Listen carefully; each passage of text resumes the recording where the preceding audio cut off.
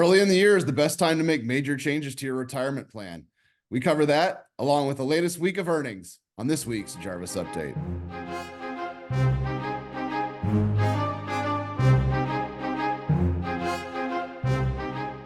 I'm your host, Brian Dress, Director of Research here at Left Brain, joined as always by our CEO and Chief Investment Officer, Noland Langford. Noland, welcome to the program. Thanks for the intro, but you forgot number one NFL fan as well, and we only got one more week to talk about it. That's right. My Chiefs have made it to the final game. Hopefully we can make it to the next championship here. With that, let's jump right in. We first of all ask you to like and share the video if you find these videos useful. It does help the channel.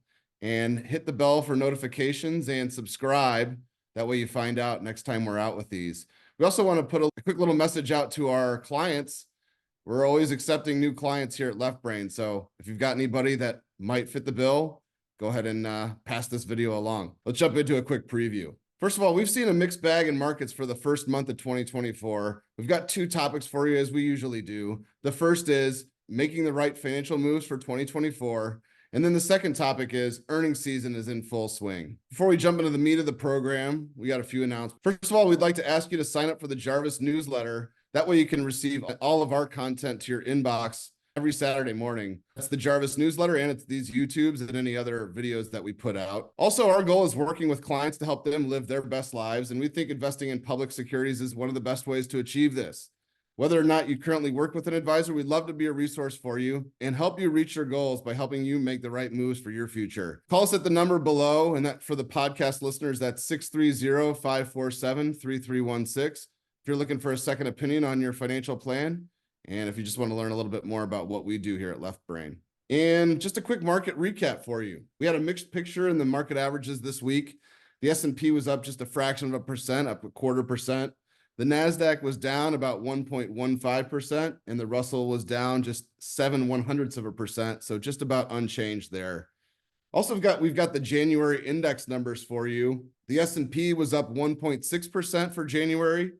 NASDAQ was up 1.02%, and then a big change was in the Russell. That was down nearly 4% at 3.93%. A little bit of a divergence in those small caps have started to underperform relative to bigger stocks, as they were for most of last year. This week's major news was the latest Fed meeting. So we've been watching the Fed for the last couple of years. Interest rates have been a big topic for market participants.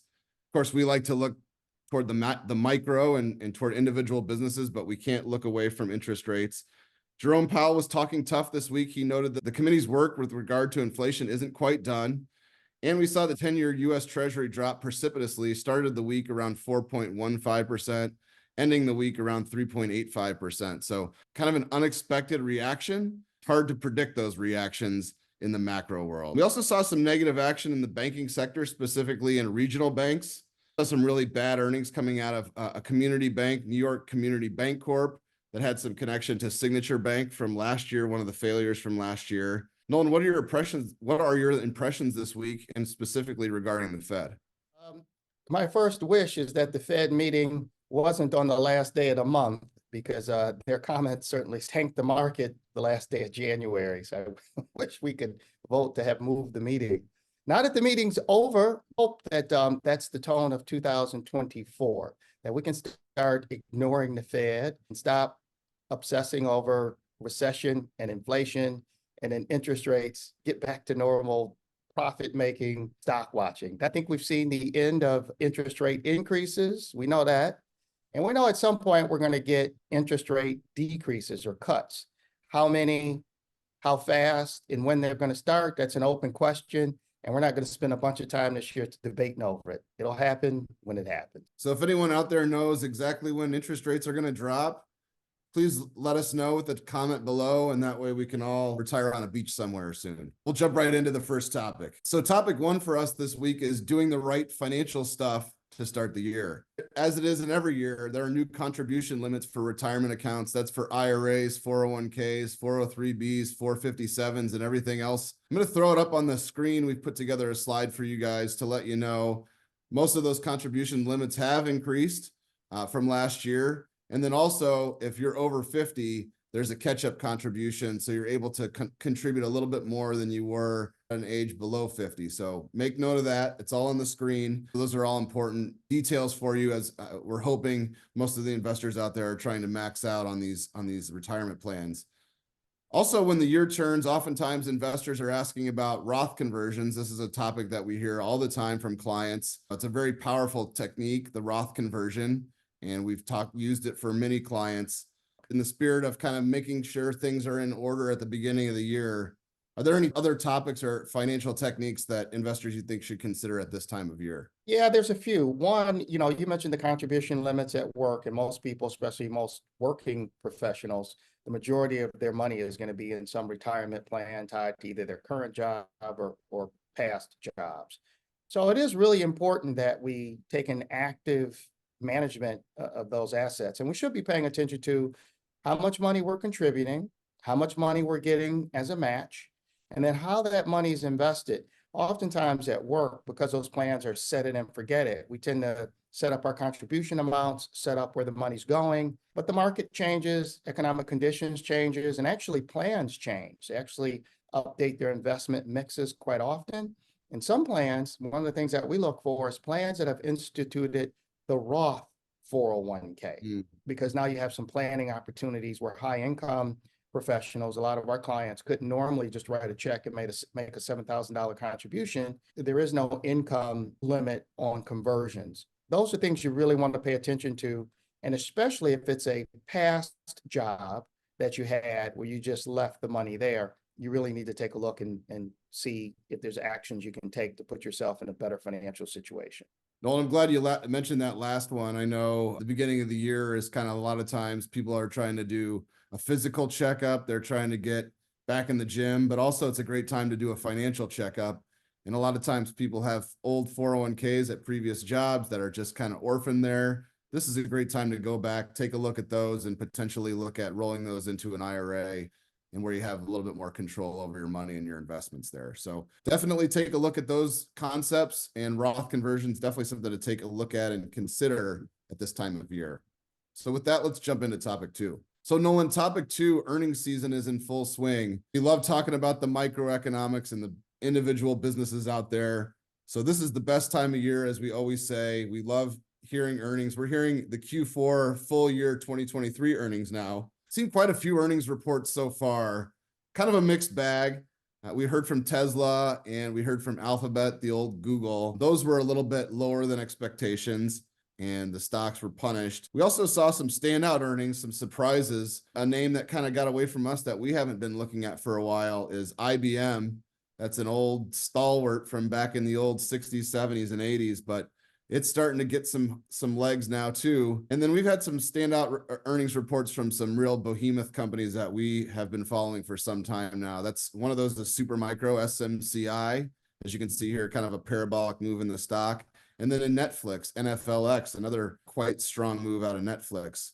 So Nolan, tell me, which earnings reports were most interesting to you and why? The big losers and the big winners were both important. Although, as you know, we have a group of a lot of companies we follow, and we want to listen to the commentary, even if the stocks weren't moving, just to see what's happening underneath the hood. So you mentioned a couple names, IBM, Supermicro. Obviously, those earnings were really impressive. And then we had some companies like UPS that kind of didn't do so well. On a flop, we had a couple financials continuing their pain from last year. That's been really interesting to see when they're going to heal up. But really what I'm looking forward to, Brian, is next week.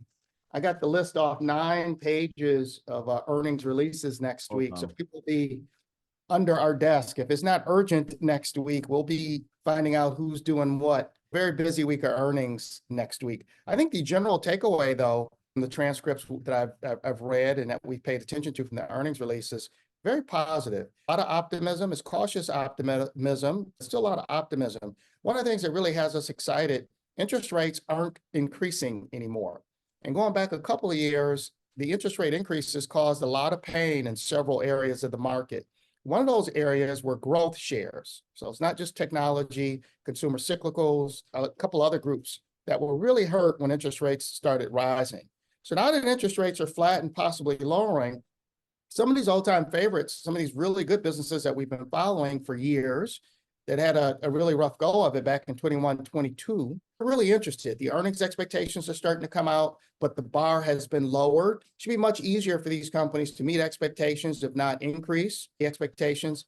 And also the boot of interest rates, were firmly on the neck of the valuations of these corporations. Even though the earnings may have gone up, investors weren't willing to pay as much for those earnings in a higher interest rate environment. Now that interest rates are down, we expect valuations to actually start to float back up again. So the growth sector, particularly tech, is an area we're interested in. So we'll really keep a keen eye out. So far, give the earnings releases a B, B+.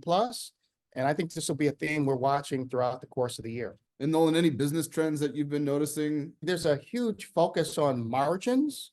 So a lot of these companies, one of the ways you get your profits up, you can either hold costs steady and just increase sales, or you can keep sales steady and decrease costs. Either way, you're going to get your cash flow or your earnings up.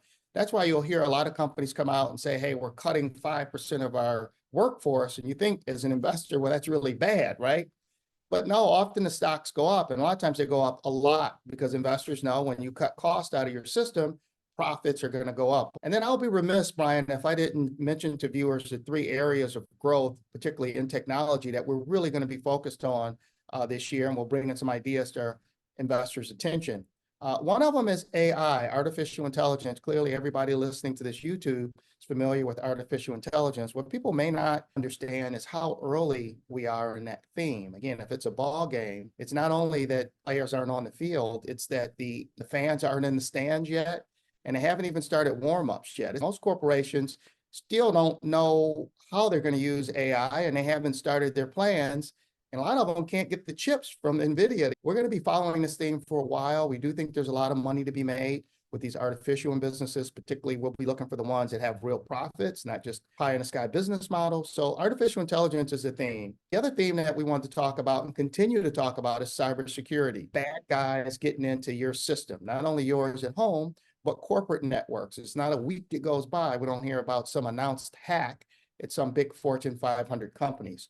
You're going to continue to hear this. And with the spread of AI, the bad guys are going to have more tools. And with the spread of more devices connecting to the internet, they're also going to have more attack surfaces. Cybersecurity stocks, I think, play a crucial role. And then the third area we're going to be focused on for growth and technology is digital transformation. This started several years ago during COVID, where a lot of these companies that were set up to do business with people face-to-face put off modernizing their systems. COVID came and then it accelerated that, because during COVID, if you couldn't do business face-to-face, you couldn't do business.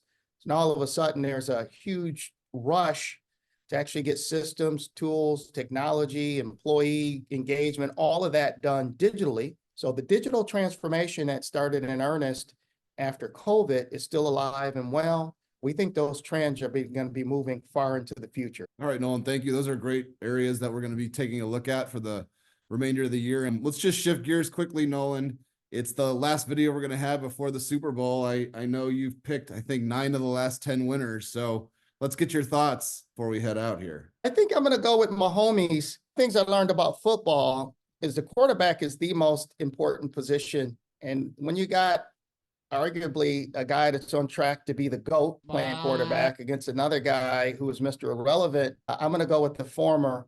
And then if you take coaching, I have Andy Reid, who may go down as the best coach of the modern era, Patriots fan be darned, against Shanahan, who hasn't won yet.